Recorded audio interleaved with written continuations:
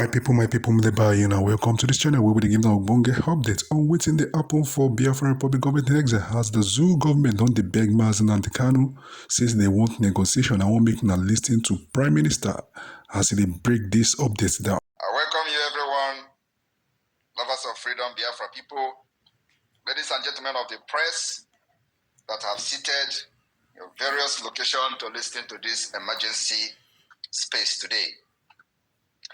Before I go forward to address Biafrans and those well-wishers and followers of the Biafra Republic government in exile, I would want the media to play video or audio that I will be addressing this evening. Thank you.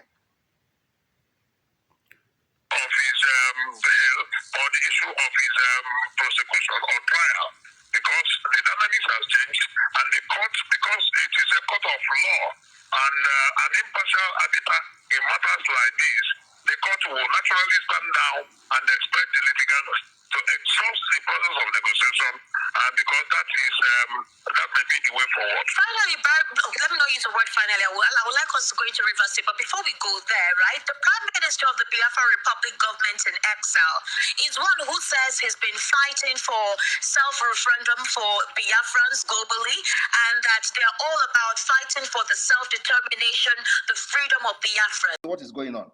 It is all reported because they are scared of reporting it. The only thing you hear is for them to come to the TV station and radio to shout, Simon Ekpa must be repatriated, and nobody is asking a question. What is this Simon Ekpa doing? Why is Simon Ekpa so important? Why is this Simon Ekpa so important that the National Assembly of Nigeria is discussing Simon Ekpa, the Chief of Army Staff is discussing Simon Ekpa, the Chief of Defense Staff is discussing Simon Ekpa, everybody in Nigeria is discussing Simon Ekpa. Why are they discussing Simon Ekpa? Nobody is asking this question. It is because the army Simon Ekpa is commanding is neutralizing them in thousands. Every day they deploy 2,000. You know when they come, you don't know when they go. That's what is going on. And we must tell the world the truth. Thank you. So my follow-up question, I did have one, I'm sorry, is what sort of message do you have for the American government, or what sort of direct actions do you anticipate the United States military to do? Is there a call for action? Are you asking for weaponry? Are you asking for funding to fund your war? What message do you have for America, the United States government? The word I have for America and the United States government is to support Biafra militarily and otherwise. And because they have been there in between 1967 and 1970, when Biafra and Nigeria civil war took place, the genocidal war took place, and before the end of the war, America was shifting ground. In the beginning of the war, America was supporting Britain. We know that America and Britain, they have a very special protected interest, so they support each other. But then, this is not about interest this time around. It's about, we must do the right decision to protect the future against terrorism, against, a very catastrophic situation that may befall the West and America in the nearest future. So during the War of Biafra, we understand that America was siding Nigeria was on Nigeria's side. And it was as a result of the misinformation that they are trying to bring up to the table at this point. Misinformation in the sense that there was no news report coming from Biafra land. Nobody knew what was going on. Nobody knew except the Britain and the Nigeria government. So there was a blockade of Biafra. But of course, after the war, when we started this Biafra agitation, we begin to see declassified United States document from the Department of State, declassified document which shows that at a point, America was actually shifting and turning its back on Nigeria and coming to the Biafra side. But because Biafra did not have that information, Biafra did not have that privileged information that America was shifting ground. Because, the game started changing. So, and Nigeria, who have linked to America and have more information, they begin to push for a ceasefire. And while America was shifting ground to support Biafra, they were pushing for ceasefire because they know that America already turned their back on Nigeria. And that was why, because of lack of information and misinformation, those fighting for the leaders of Biafra then succumbed because of lack of information. Otherwise, if this war should have been sustained for the next few months, America would have come fully to support Biafra. And today, I don't think anybody who was part of supporting Nigeria back then will be very proud for what they did, because Nigeria has failed. We see where they are going today. They are supporting Islamic State. They are supporting terrorists. They are supporting Taliban. Everything that America is against is what Nigeria is supporting today. And that was what America supported in 1967. So what we are asking is, we're asking for military hardware, military support, and every support America can give. First of all, we need America to understand that this government that has its headquarters in Maryland is the only recognized government that speaks for the interests of Biafra people from the old eastern region of Nigeria. Today, the Nigerian government has tried everything to stop our sit-at-home civil disobedience. The people have rejected them. The people have rejected the government, the state government. The people have rejected the federal government. They have rejected the military. They have rejected everything in Nigeria, and they obey the Biafra government in exile. And that is a referendum on its own. Sir Major, it may interest you today that now the Biafra Republic government in exile is conducting self-referendum. And today we have recorded over 40 million votes. The self-referendum that is going on has 3 stages. In the stage 1, we recorded over 30 million votes. This is the stage 2 ongoing, and we have recorded 10 million plus, which is total of 40 million votes. And the stage 3 will end on November 28. And from November 29, we are organizing Biafra Declaration of the Restoration of Independent State of Biafra Convention in Finland. It's going to be a 5-day event, and we are going to declare Biafra, the Restoration of Independent State of Biafra, on the 2nd of December from the result of this self-referendum, which Biafra people have given us their mandate. That's what we are doing. And Nigeria government in Nigeria election, they have never recorded such vote because Biafrans are not interested in voting in Nigeria election. This is the first, many people have confessed that this is the first time they have ever participated in anything voting in their life. And these people are 50 years, 60 years of age. They have never participated one day in election. But this Biafra referendum, they are participating. And we have recorded for. So we are looking at even having up to 50, 60 million votes for this self-referendum. So we have written to the United Nations. We have also informed the African Union Court in Banjul the need to recognize this particular self-referendum being conducted by Biafra Republic government in exile. If they fail to do that, after 2nd of December, calamity will befall Nigeria, because we have been killed enough. We have followed every laid down principles and rules to make sure that Nigeria renegotiated again, and they are using guns, or the barrels of the guns and bullets, to force us into a union where you are going to be butchered, your hand cut off, your head cut off. If you don't believe in what they believe in, we say enough is enough. We were not consulted before Nigeria was amalgamated in 1914. These are problems that is very easy to resolve. So why must you force us to be what we don't want to be? This is 21st century. Civilization is everywhere. We want to live like others. We want to be part of these people that enjoy the free world. So America needs to support Biafra militarily and otherwise. Thank you. Thank you. Thank you, PM Major. Thank you for coming, and I'm very sure you have gotten a lot of updates that you're going to take across to your, people over there, and the reports you will give, I'm sure, will be very transparent, and just as you have heard it on this platform from the Prime Minister of the Biafra Republic government in exile. Please, my Minister of Communication, are you back? Let me confirm for me if you're back. Mazi Sadi, are you back? Okay. Continue watching. My network is not really good now. Continue. Okay, fantastic. PM, please do well to give him a co-host so that if he's back, he will be able to handle some things from that end. And I can see someone else from here. If you're a reporter, please just raise your hands. You do us well, as we will give you the microphone, just like our brother in the USA just did. We'll give you microphone immediately. You raise your hand. For those whose hands are up here, I'll begin to attend to you. 1 minute, please, as you come up. If I water, please 1 minute. Bring your question to the PM while we wait for others, especially reporters from all over the world. Come up here, or those of you that have been accusing this Prime Minister of one thing or the other, come up here and confront him. He is here for you. Thank you. If I 1 minute, please let it count. If I are you there? Can you unmute yourself or no? Ify is struggling. He cannot unmute himself. I am going to give you the microphone now, please. Uchenda Mbadiogo. 1 minute, please. Make it count. Yeah, good evening, my Prime Minister. Ofosisi Meroya. Ononseru aka. Na who dey knock am? If they knock am the zoo, the way we say that they cry. Continue knocking them because we are standing gidigban with you. The zoo are crying. They must free us, Biafra. Failing to do that, the zoo will turn to desert. Ononseru aka. Ị na-arụ ọrụ ndị mbụ na ndị egede ziri gị enwe onye ga-akwụsị gị maka ihe ị na-eme dị n'ọfọ ọ dị n'ọfọ mba ụwa Please, ma dị go straight n'ọfọ to the point. Go straight to the point. Bring your question, please. Okay. We don't have so much time, please.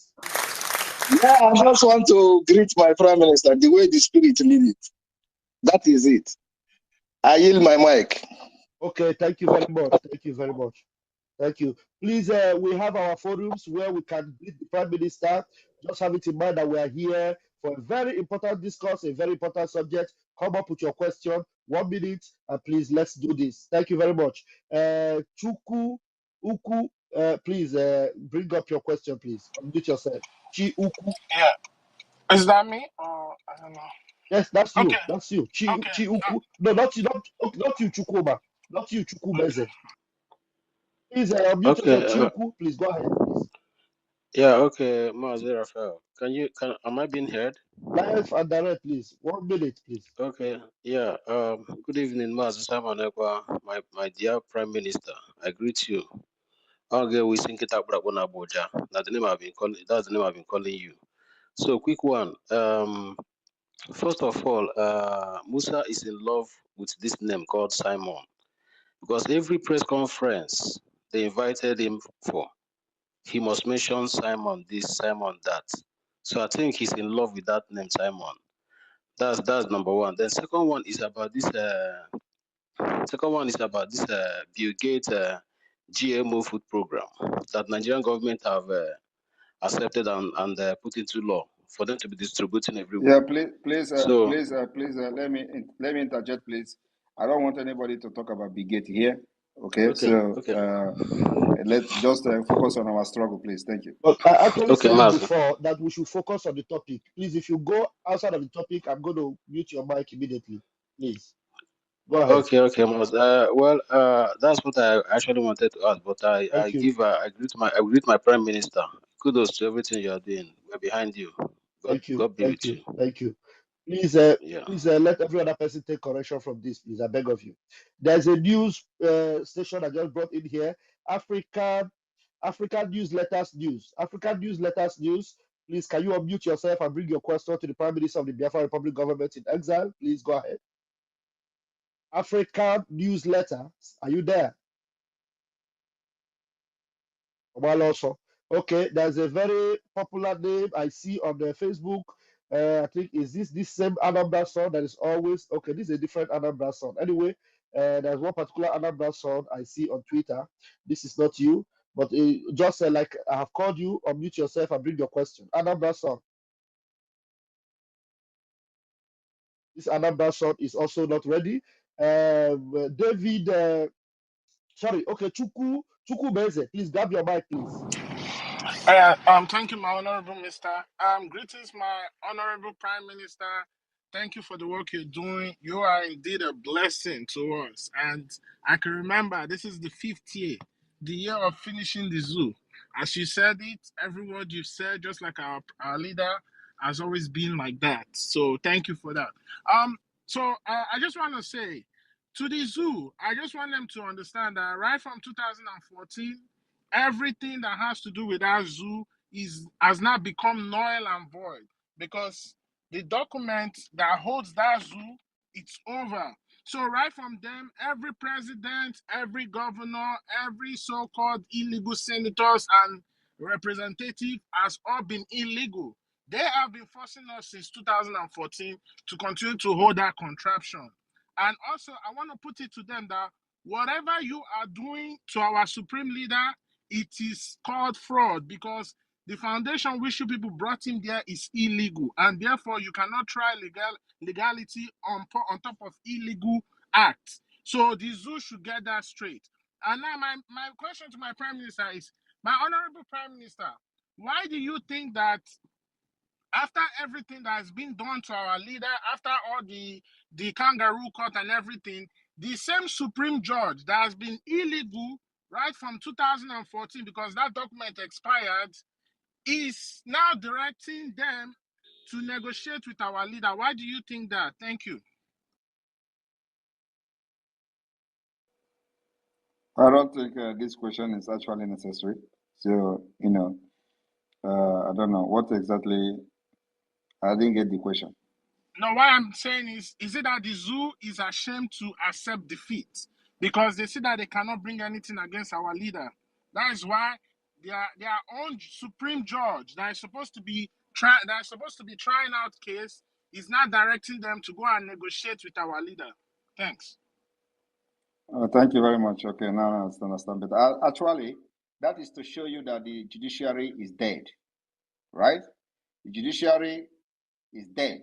There is nothing like rule of law in Nigeria, and that's why when I listened to the Abaribe also ranting on the floor that this is a country of rule of law, a rule of law where the court will release somebody and the DSS will refuse to release the person, and a rule of law where the court is now referring somebody to a president instead of the president through the attorney general invoking a section of the Nigerian Constitution, according to them, if it exists, to drop the charges, discontinue the charges for national interest. Now it is the court that is referring the case to the presidency. What does that tell you? It tells you there is no judiciary in Nigeria. It tells you there is no legal system in Nigeria. It tells you that everything about law and court is dead. That is what it tells you. Because it should be the other way around, where the president should direct the attorney general to invoke that particular section and discontinue the charges against Mazin Nnamdi Kanu for national interest. But now it is the court that is referring them to the presidency because the judge is afraid of releasing Mazin Nnamdi Kanu. Thank you. And such system should not be supported by anyone. That is the system that we are fighting against. A country where there is no rule of law, a country where judiciary is under the palm of the government, we must always come against them. Yeah, please, don't be offended. This guy, Jagu, I am removing your thing on the double trade. If you have a question you ask, I don't want to block you because you are trying to constitute users here, but I want you to come and ask a question. You, this Afonja idiot. No, remove the idiot. He's not a man. He's not a man to ask questions. He shouldn't be here talking when men are talking. This is our idiot. This is our often man who are from jazz. Thank you. Thank you, PM. I was removing his post on the jumbo trade. I saw the nonsense he wrote. He's a CNN journalist, whatever. I want him to ask a question, but he doesn't have the balls to ask questions. He's not a journalist. If he's a journalist, he should go to Biafra land and report. So I will take him serious. Thank you, PM. Thank you, sir. Please, this hand that is up, PEU, please bring your question very quickly, please. Good evening. You have 1 minute, please. Okay. I don't have much question about this. Yeah, the broadcast headline is "We are not violent. We are at war. We are at war with Nigeria." Get this point. Yeah, I understand that Samuel Epan is trying to fight for Biafra for every one of us, and please just to correct you, not trying to okay. fight. So you are fighting for Biafra for every one of us, and we hopefully one day will get it, and we are on the way already. And since you said it's December, but the only issue I have right now, in as much I want it to, the only issue I have right now is